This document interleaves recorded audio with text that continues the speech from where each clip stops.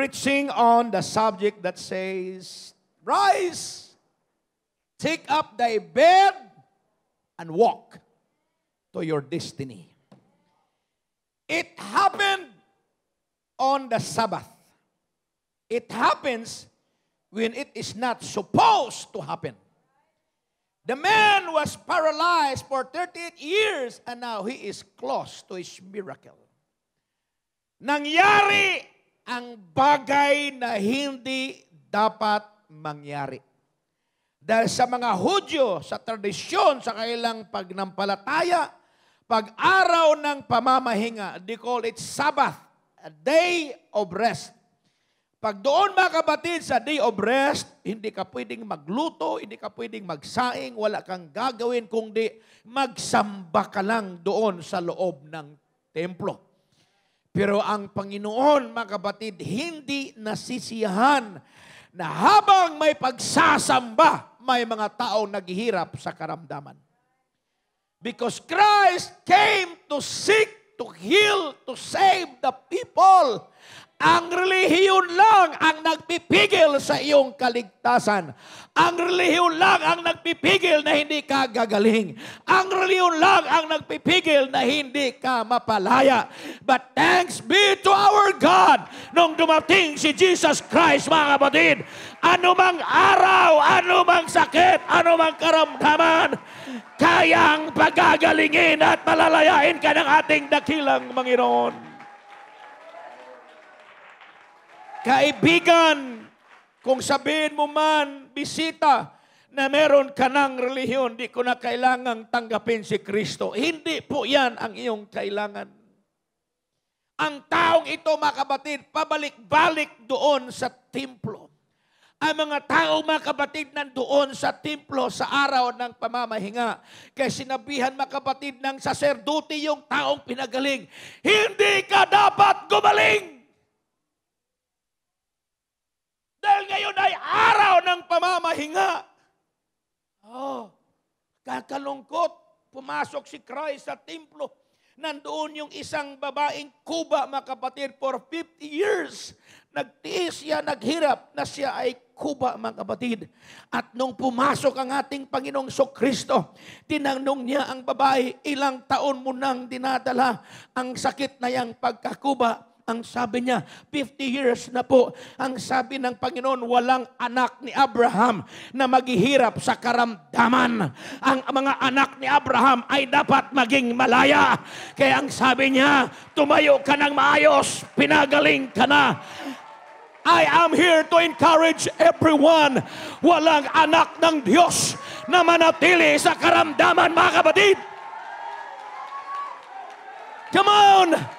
I mentioned last Sunday, hindi tayo nagtatanim ng sakit, hindi tayo nagtatanim ng cancer, hindi tayo nagtatanim ng high blood, hindi tayo nagtatanim ng anumang karamdaman, kaya hindi tayo dapat mag-aani. Ang ating tinatanim ay pagpupuri, panampalataya at kagalingan.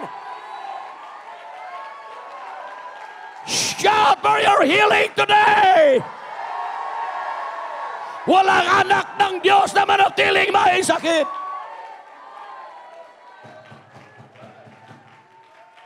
Kaya sabi ng mga saserdote, hindi ka dapat mapagaling ngayon dahil araw ito ng pamamahinga.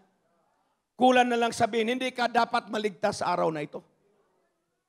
Yung malang yan. Hindi ka dapat maligtas sa araw na ito dahil meron kang relihiyon. Kaya ang dami mga taong naniwala sa kanilang relihiyon pero walang kaligtasan. Bakit mo, pastor? Kasi kung may kaligtasan ka, malaya ka. Tayo, kahit saan magpupunta, ano mang gawain, nagpupuri tayo. Pero ibang may reliyon, mapunta sa mga Pentecostal. Walang kalayaan. Kung ang Kristo ay nasa iyo, totoong Kristo, hindi reliyon, malaya ka. Where the Spirit of the Lord is, there is liberty. Saan ka man mapunta, kasama mo ang Espiritu ng Diyos, palagi kang malaya. Pero ang relihiyon, wala kang magagawa. Naggalit ang mga pare, bakit ka gumaling?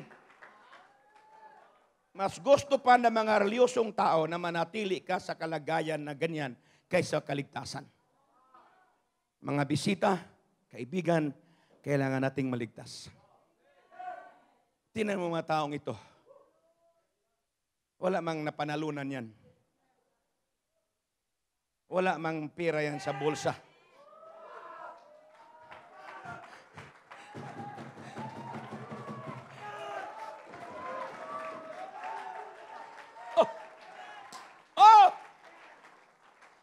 Pero masaya. Bakit? Ang importante, ligtas ka. Ang importante sa lahat, may Kristo ka. Anin mo yung relihiyon hanggat ngayon malungkot ka pa rin. Anin mo yung relihiyon hanggat ngayon hindi mo alam kung sinong sasambahin mo.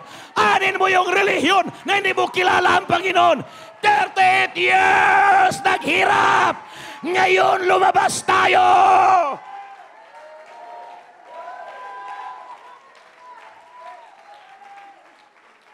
John 5:6, when Jesus saw him lie, nakahiga, nakahandusay, sabi ng Tagalog, nakahandusay, and knew that he had been a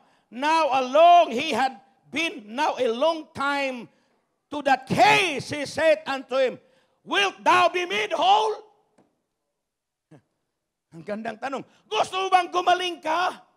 Tingnan yung sagot. Sabi niya, the impotent man answered him, Sir, I have no man. Ang layo ng sagot. Kaya sabi ko sa mga meeting namin, pag anong tanong, yun ang sagot. Pag magtanong ako, ang sagot, pumunta ng Cubao, namasyal pa sa Qmart, pumunta ng farmer, sumakay sa jeep, saka pa nakasagot. Di ang tagal sa biyahe.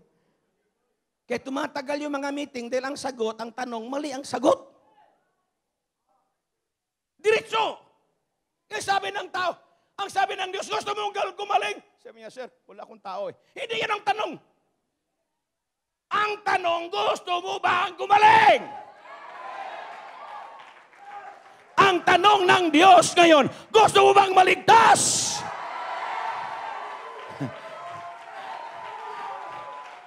Ang sagot ng tao, meron akong relihiyon eh.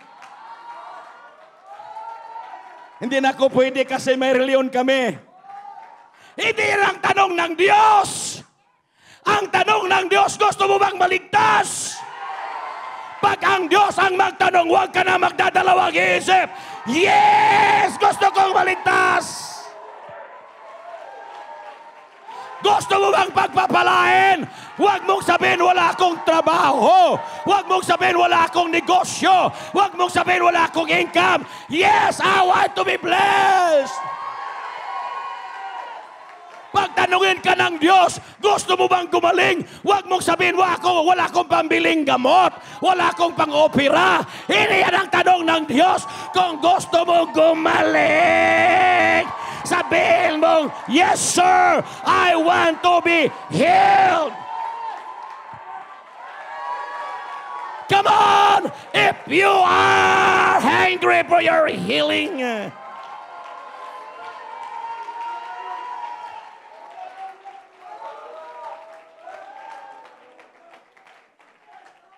The man said, I have no man to carry me to the pool.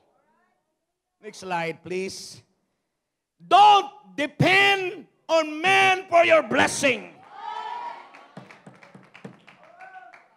For us to be healed, blessed, and delivered, we need to depend on God. Come on, somebody. Don't ask your pastor. Don't ask your mama about your healing, about your blessing. Depend on God.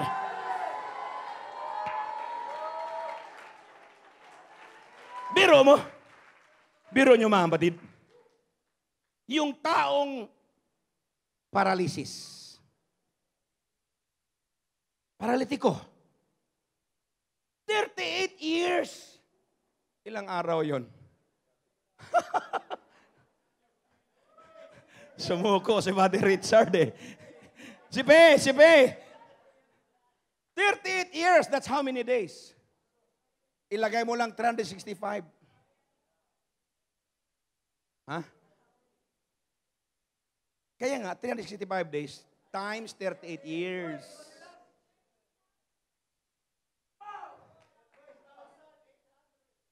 Matiis mo yan. Tuwing nagsimba ka sa relihiyon, nakaabang ka lang. Kasi doon sa kailang tradisyon, pagdating ng umaga, bababa yung anghel. Kalaw-kawin yung tubig. Guguluhin, imimix, haluin. Tapos, ang unang makababa doon, Brad, talagang nakatayo kayo dyan, ha? Parang gusto niyong gumaling ngayon, ha?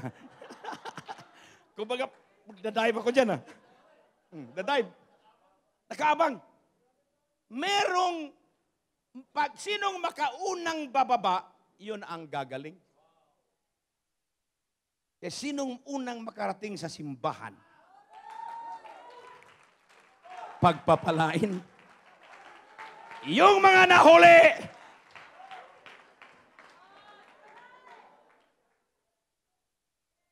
ilang taon? 13,800 plus days. Nanonood lang siya doon. Kaya sabi niya, gusto ko gumaling, pero ang sabi niya, walang tao tagabuhat sa akin eh. Walang maglagay sa akin doon sa tubig dahil pagising ko may nauna na, pagkapang ko may nauna na, nakarating na ako pero meron mang lumundag. Parang si Father Bobby pag lumundag. Sige nga, lundag nga. Wow! Pag yan ang kalaban mo, talo ka talaga. Sa lundagan palang talo tayo. Sabi ng tao, malapit na sana ako mababa doon. May lumundag. Bobby del Rosario Kennedy. Kaya hindi po, Panginoon, wala akong tao eh. Don't depend on God for your blessing. Huwag mong sabihin, sana may magbigay sa akin ngayon. Ay, walang magbibigay sa'yo. Dahil hindi nila alam na may pangailangan ka. Pero yung sa taas, alam niya. Kaya ang ating pinagkatiwalaan, ang ating dakilang Panginoon. Don't depend on men for your blessing. For us to be healed, blessed, and delivered, we need to depend on God.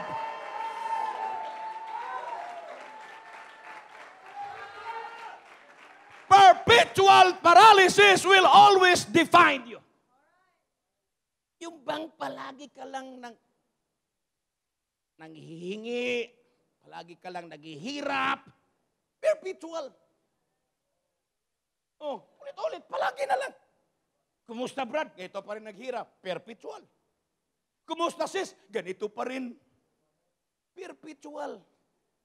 Huwag mong sabing ganito pa rin. Anong klaseng ganito pa rin? Ganito pa rin, maganda. Okay lang yun. Pero kung ganito, sabi mo, ganito pa rin, maitim. Tawa-tawa ka dyan, ha? Diyan, Paul. Lakas tawa mo, narinig ko eh. Ganito pa rin, naghirap. No! We cannot remain paralytic. We cannot stay the same. We need to shout. We need to jump. I am blessed. I am healed.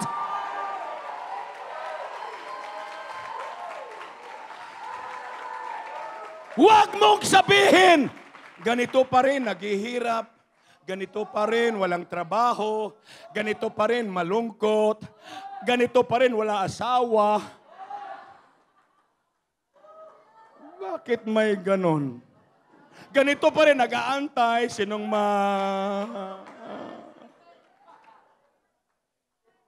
Di ba, sister?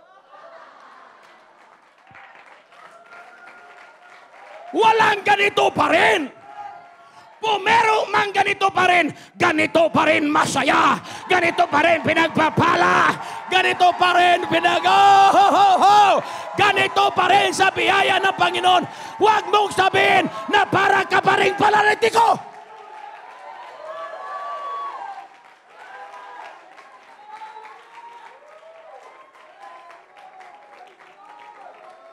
Don't allow paralysis to define you. Wala kasi akong pinag-aralan, mahihain kasi ako, ganito ako. You are paralyzed on that. Huwag tayong maparalyze. Nung wala ka nang magawa, may milagro. He was paralyzed because he was depending on other people. Huwag kang aasa sa tao. Gusto mong pagpalain ng Diyos? Lumapit ka ng mahigpit sa Panginoon. Ha ha ha ha ha! Seek ye the Lord while He may be found. Call upon His name while He is near. Behold, hallelujah!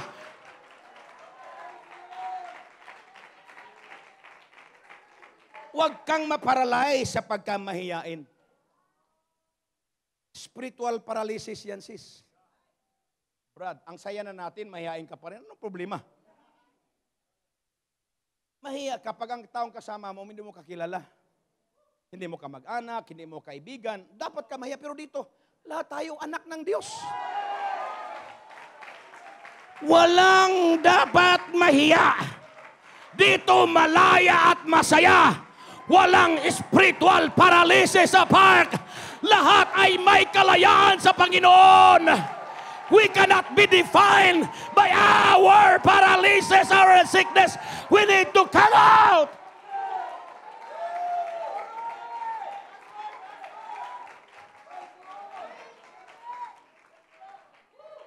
Psalm 62 verse 5, my soul, wait thou only upon God, for my expectation is from Him. Oh, I like that verse, mga kapatid. My expectation is not for Brother Joey and Abigail. I do not expect something from a person, but I am expecting something from God. Kung meron kang inaasahan, pagpasok mo sa simbahan, expect something. Kung magsimba tayo, expect something from God. I am expecting big from the Lord. I am expecting revival, Brother Joey. I am expecting from the Lord a financial breakthrough.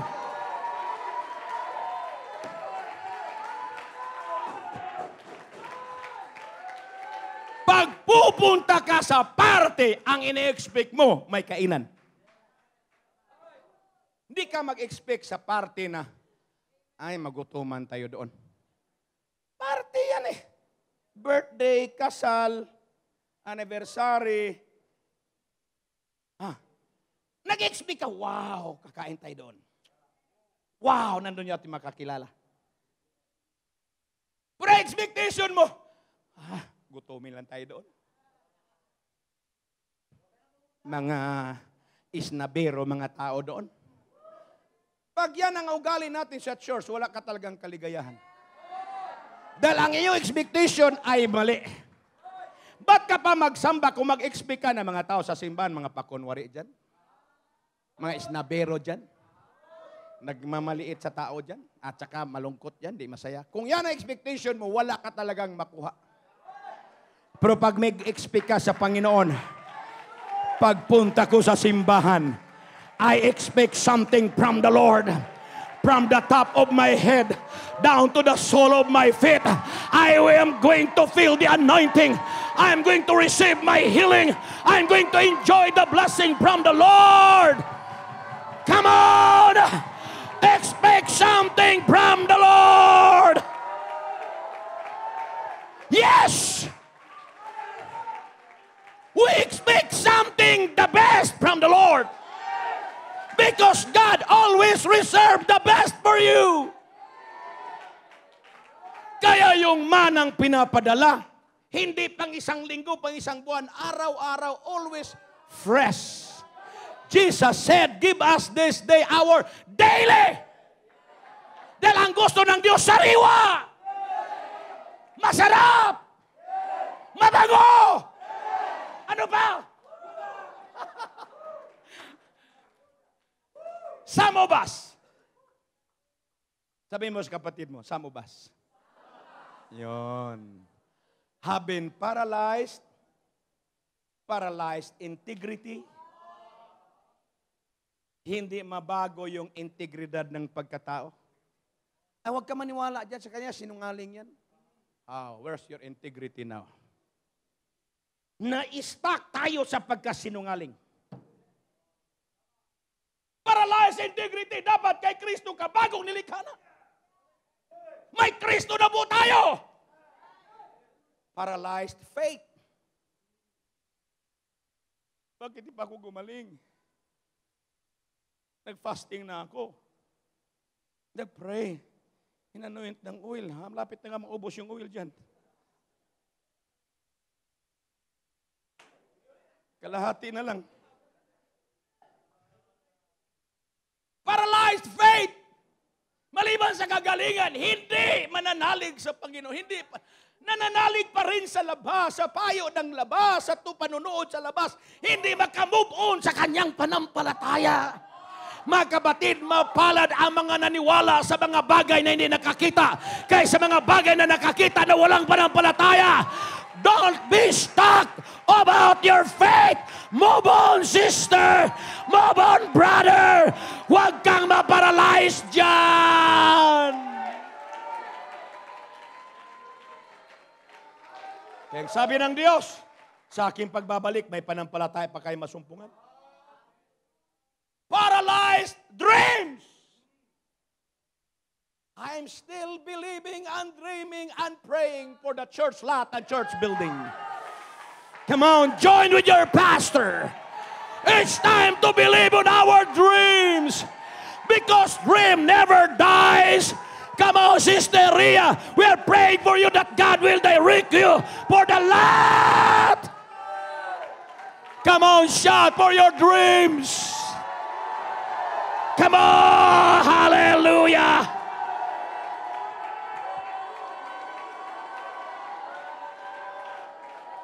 Tingnan nyo.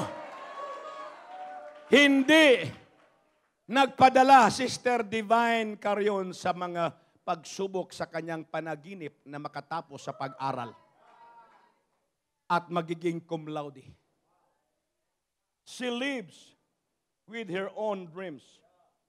Don't dwell on the dream of others. Do you hear me? When your neighbors say, I want to go to America, don't join with that dream. That's their dream. You need to create your own dreams. You need to pray to God for your own dreams. Because dream will never die, Mama did. Dreams will live forever.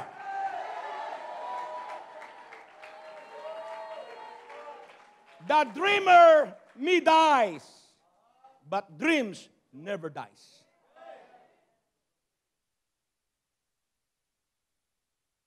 Kapatid natin na lalaki, kanina ang pangalan niya, Brother Curtis. Live with your dream. Nabasa ba niyo yung dream ni Joseph? Ang daming pagsubok. Binugbog ng kapatid. Gustong patayin. Hinulog sa balon. Sinaktan ng gusto. Bininta doon sa mga Ismailites. Binili ni Putipar. Nilagay doon sa kanyang tahanan. Nakulong uli. Kasi inakusahan siya. Inakusahan. Pero hindi namatay ang kanyang panaginip. Tayo kunting pagsubok lang. Patay na ang panaginip. Hindi na ganahan ba ni Richard magsamba? Hindi na ganahan magpuri. Malungkot na lang. Don't let your dream to die. Fight for your dreams, young people. Be strong. Fight for your dreams. Come on, we need to fight to win for that dreams. We need to stand and say, I have a dream. I need to hold on. I need to fight. I need to move on. Come on, dreamers. Shout for your dream.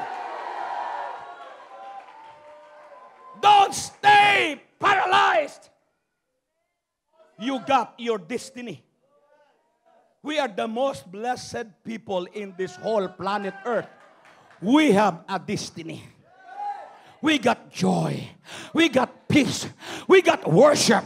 We have the anointing. We have holiness. Paralyzed by sin, by failure. No, no, no, no, no, no, no. We need to continue.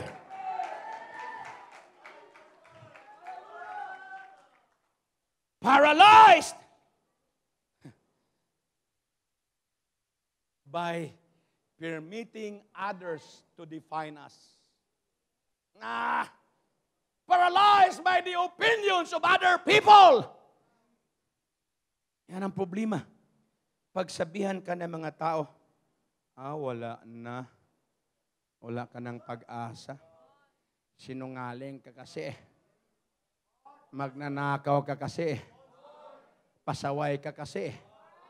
Lahat na mga negative sinabi sa'yo, huwag mong yakapin yan. Kaya you need to come back this afternoon para maintindihan nyo yan. Paralyzed by the opinions of others.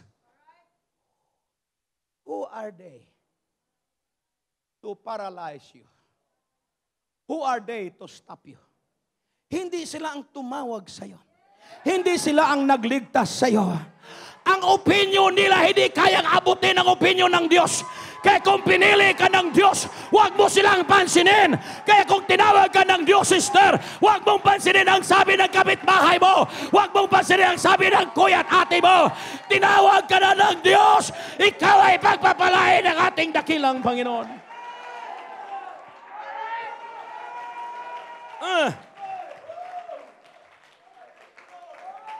I don't know kung meron kayo nalagpasan. I need to come back. Fear paralyzes you. Takot.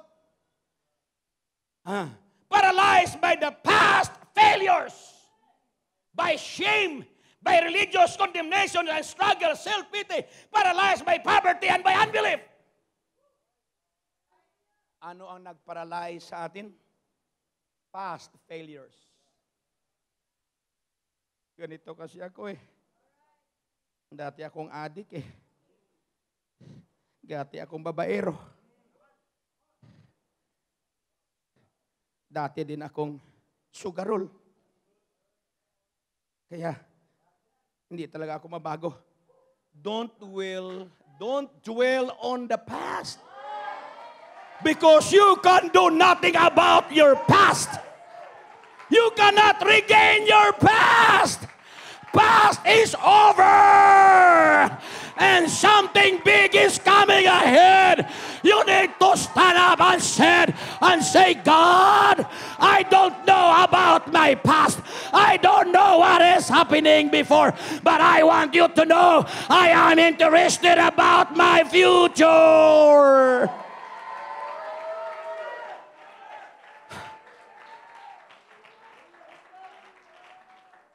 By religious condemnations. Ba't nandito ka ba sa church? Dapat wala ka na dito sa simbahan. May mga taong ganyan. Brother Paul, may magsabi sa atin, sana hindi ka na dito nagsimba. Pag may nagsabi sa inyo, brad, sister, sumbong nyo sa akin. O kasi may ganun nagsasabi, sana hindi ka na dito magsimba, ba't dito ka pa? Ikaw ba may-ari ng simbahan? Kung sa'yo ito, you have the 100% authority. But you're only saved by grace also. Kaya huwag kayong magsasabi, sana wala ka na dito, sana lumayas ka na. Ayoko na makita mo kami ito. Sa amin lang ito. Ang yabang mo. Wala kang karapatang magsasabi niyan. Ikaw ang dapat siguro wala dito. Pero yung mga taong nagsumikap magsamba, I encourage you, keep on coming to church. Don't be bothered about the words and opinions of other people. Enjoy your freedom to come to the house of God.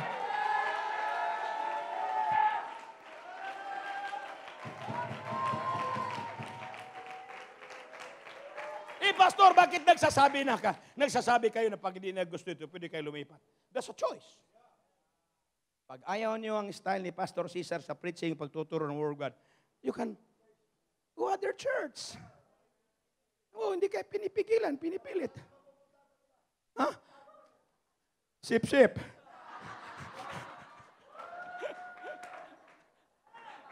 Oh, my brother, you are very sip. sinabi mo, iparinig ka rin sinabi mo. Hindi lang narinig eh. Wala na po kaming ibang simbahang mapupuntahan, kundi ang park. Pag nawala kami dito, problema nyo yan. Pastor, thank you. Sinisisi pa kayo. Sinisisi pa kayo. Mga kapatid, ito, kasi tayo gusto mapuntang langit eh. Hindi man tayo naglalaro lang dito. Yung maghihirap ka na, magpapawis ka, naligo ka na dito. Tapos magbibibiro-biro ka pa sa pagtuturo, pangaral. Lubos-lubusin na natin. Kayo dyan, nakaupo kayo, si pastor, trabaho ng trabaho. Bakit? Dahil gusto ni pastor, ako din maligtas, kayo maligtas, ako pagpapalain, maging masaya tayong lahat para sa Panginoon. Hindi ito laro-laro, mga kapatid. Panglangit mo ito!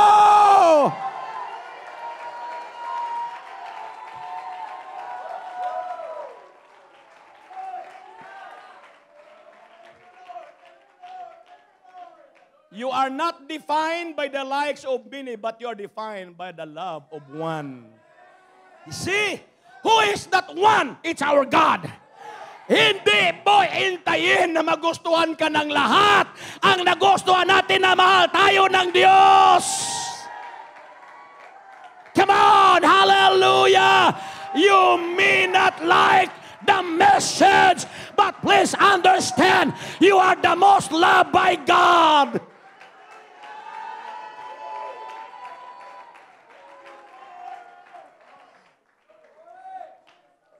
You've been paralyzed by your emotions. Your blessings and your destiny has been paralyzed. Mga kapatid, lahat tayo may emotions. But learn to control. Because when you flare up, you will go to hell. Kaya sinabi ko kanina kunting bagay lang para na tayong lumundag sa impyerno. I will teach that during our Bible studies. I will read those blessed. Gusto yung puntang langit, read Matthew 5, 6, 7. Blessed are they. At lahat ng ating ginagawa, wala doon sa blessed na sinabi ng Panginoon. Taliwas. Pero gusto yung puntang langit, read the blessed. Mapalad ang mga inaapi. Mapalad ang mga yung mga inuusig. Inalipusta, inalimura. Kaya pag inalimura ka, inalipusta ka, mapalad ka. Ang favor ng Diyos na sa'yo. Yung nakalipusta sa'yo, kawawa siya. Yung naninira sa'yo, kawawa siya. Kung siraan ka, sabihin, wow, I am blessed today. Somebody destroy my reputation. Somebody sin against me bad, but I am blessed. Akala ng iba, pag nasiraan ka, sira ka. Mali. Ang sabi ng Diyos, mapalad ka sa mga taong naninira sa'yo. Tayo sa ating human side, pag sinisiraan tayo, hindi pwede ito, ba't ako sinisiraan? You are wrong. Pero kung sinisiraan ka, sabihin mo, thank you, Lord. I am blessed today. Alam mo, Brother Richard, yun ang pinakamandang blessing dahil sinabi ng Panginoon mismo mapalad kayong mga inaapi. Pero tayo, ayaw nating magpaapi. Pero ang sabi ng Diyos, mapalad kayo, pag-apihin kayo. Kaya kung gusto nating pumunta sa langit, we need to go the walk by God. Kaya i-review ko yan sa ating Bible study. Maganda yung sinabi ni Pastor Mario And Enoch walked with God. And God took him. Ang iba, tukhang. Wala kasi kayo nung Wednesday. Ang saya nung Wednesday, Wala kayo ng Merkulis. The best na lecture nung Wednesday, mga kapatid. Si Enoch, kinuha ng Diyos. And God took him. Pero sa mundo, iba. And some of them was tukhang. Matukhang ka talaga, basta walang Panginoon. Paralyzed. But today,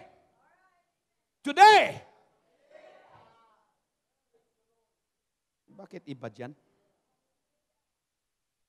Raise your both hands. Alisin lang muna yan kaya. Yun yung kanina. Hanapin na lang nyo po. Raise your both hands. We will declare right now, in the name of Jesus, this is now the last day that you are paralyzed for the rest of your life. Shout, I believe it!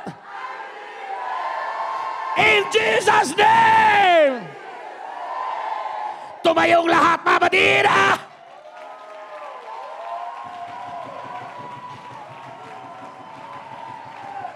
Ho, ho, ho, ho! I'm excited, mga Madina! I'm excited to see the release of God's blessing! Come on, Park people! People of God! Church of the living God! Today!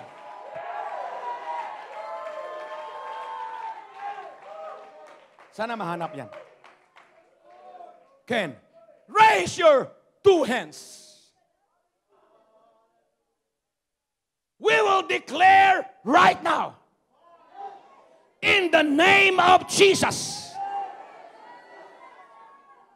this is now the last day that you are paralyzed for the rest of your life. Wala nang paralysis na mga anak ng Diyos. Wala nang maghihirap na mga anak ng Diyos.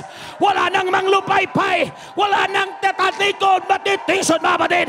This is the last day of our spiritual paralysis, Mother Joey. Wala na po maging malaya. Bukas ang pintuan ng pagpapala. Pupunuin ng Diyos ang ating mga sisidlan. Pagalangin ang iyong mga karamdaman. Today is the last day of that paralysis. Claim it, claim it, claim it, claim it, claim it, claim it. And shout to God, claim it, claim it.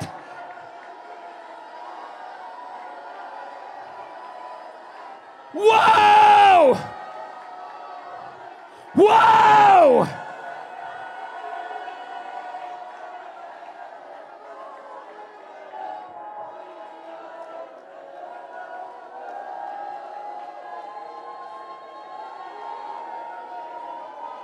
Yes! Whoa! Yes!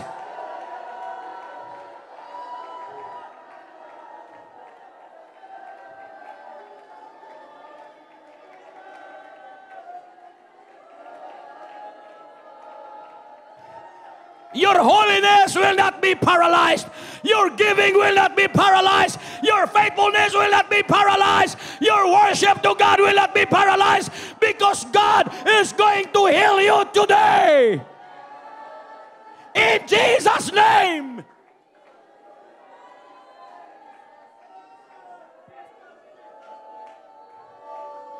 Paki-check lang. Your faith will never be paralyzed again. Your joy, your blessings, your anointing, your dream, and your destiny will never be paralyzed again. Sabihin natin lahat, never, never, never, never, never, never again. Say it again, young people. Never, never, never again. I don't want to be paralyzed again. I don't want to be discouraged again. I don't want to be hurt again. I want to praise my God. Never, never, never, never, never, never be again.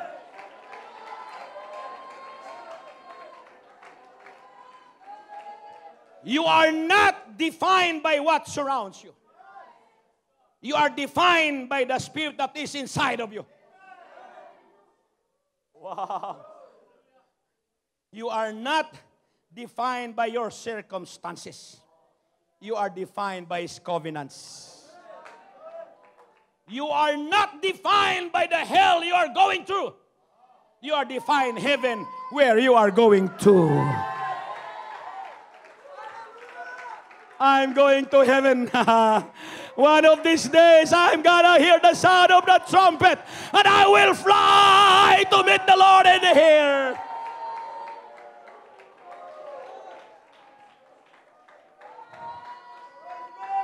You are not defined, or we are not defined by our failures. We are defined by His forgiveness. Who you are is not always greater than where you are. Oh, my Lord. Who you are today is not greater where you are going. What is this earth? What is these failures? What are these failures? There's nothing compared to where we are going. Kaya mga anak ng Diyos, wag po natin ipagpalit ito. Binigay na ng Diyos ang kanyang buong pag-ibig. Tapos bigyan lang natin siya ng kalahating pag-ibig. Hindi mag-match. Ang ating paglilingkod sa Diyos is in sickness and in health. For richer and for poorer. For better and for worse. Till death. And even death cannot separate us in the Lord. Jesus came alone and said, do you want to get well? If somebody asks you today, do you want to get well? What will be your direct answer? The answer must be, yes! But the paralyzed man said, I can't. The man missed it. Do you want to get well? The question is answerable only by yes or no. We cannot be healed because we've been paralyzed in our sickness, in our mind, in our thinking. Jesus said, it's about my purpose in you. It's about my will for you. It's about my dream and my destiny for you. It's not about your ability. It's about my anointing. It's not about your potential. It's about my power. Come on, do you understand? It's not about us. It's not about us. It's about the power of God. Oh, come on, wake up. Come on, be blessed, be happy this morning. It's time to rise up and walk for your destiny.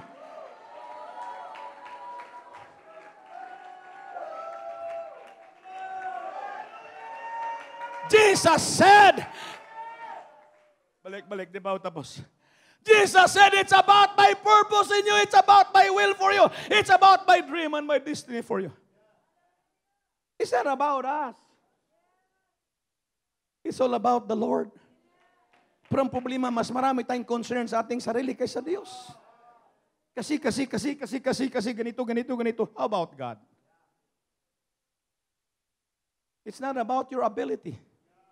It's about God's anointing. Not about your potential. It's about God's power. We need potentials. But without God's power, that's nothing. We are here in the church because God called us. He saved us. And He's ready to bless us, mga kapatid. When Jesus said, stand up, it was not a suggestion. Oh, I like this. Or opinion. Not even a supposition. Jesus was ordering him to stand up. His body has no choice but to get up. Because Jesus was not asking him. Jesus was ordering him. When somebody prayed for you, be healed. That was not a suggestion. That was not a request. It's an order for you to be healed. Come on. Come on. If Jesus heals you today, don't just, but it's time to stand up and say, thank you, Lord, I am healed. Come on, Park. You are healed in the name of Jesus. Can you shout to the Lord? Come on, shout to the Lord. Yes, yalabasakayara labahaya. Ikolobosakayehe. Urabashandalabahaya. Urabakaya labahehe. Ikeremehoya. Ikolobosakaya. Stand up!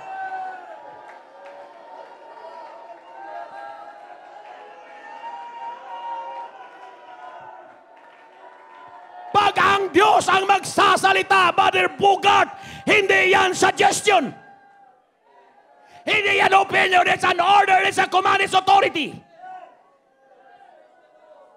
Jesus was not speaking to his sickness. Jesus was speaking to his destiny. Because when you stand up, you are ready to walk. He did not speak to his problem. Jesus spoke to his purpose inside of him. Inside of us, may layunin ang Panginoon. Huwag po kayong malimot. Kaya hindi nanirahan ang Diyos sa building. Hindi nanirahan ang Diyos sa magandang bahay, magandang simbahan. Saan siya nakatira? Dito sa loob ng ating puso. Jesus spoke to his purpose inside of him. Jesus is inside of us. Nasa loob si Kristo na nanahan sa ating mga puso. Clap your hands to the Lord. Worship Him. Worship Him. We got a destiny. We've got a destiny. Come on. Don't stop walking. Don't stop walking. Don't stop coming to church. Keep on walking for your destiny.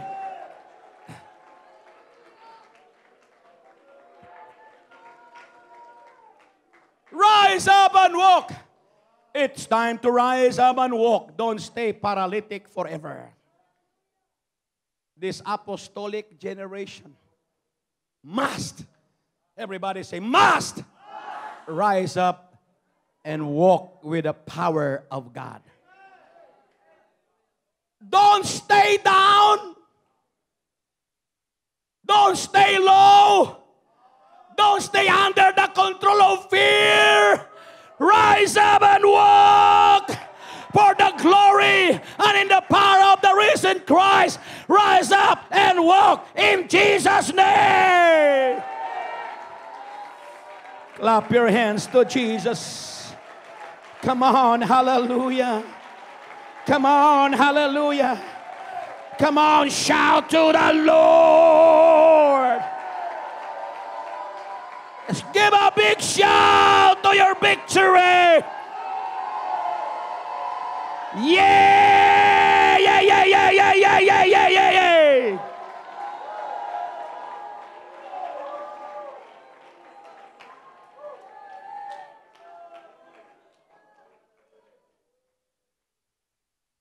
It is your thinking that paralyzes you. There are thoughts, ideas, issues from the past that can paralyze you. But greater is He that is in you than he that is in the world.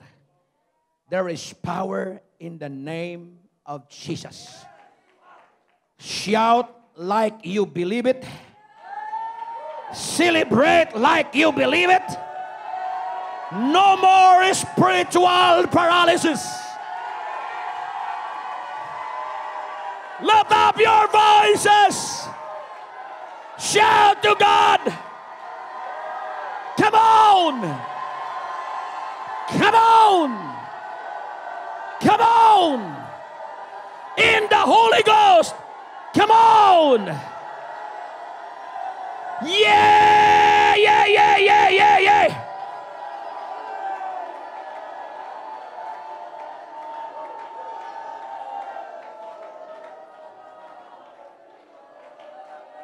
Sige po. Sambahin natin ang Panginoon ngayon. Kung lahat ay pwedeng tumayo at sambahin ang Panginoon, ilatag mo ang iyong nakaraan sa kamay ng Panginoon at kalimutan ang lahat. Sabi kanina, ito na ang huling araw na tayo na paralyze sa ating panampalataya, sa ating integridad, sa ating kagalakan. Tapos na mula sa araw na ito. Malaya ka na at magaling ka na. Lubos-lubusin natin ang ating pagsasamba ngayon. Lubos-lubusin mo ang iyong pagsigaw at pagpapuri. Hallelujah! Sa iyong pagpapalakpak, sa iyong pasasalamat sa Panginoon. It's time for church to rise up and claim the blessings of the Lord.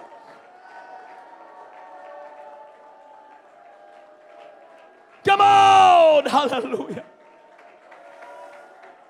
Come on! Hallelujah!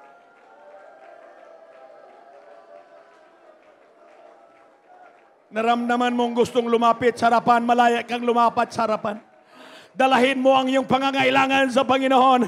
Tapos na ang pagkaparalisis mo. Tapos na ang pagkaparalisis natin. Maging bukas ang pintuan at durungawan ng kalangitan sa mga pagpapala.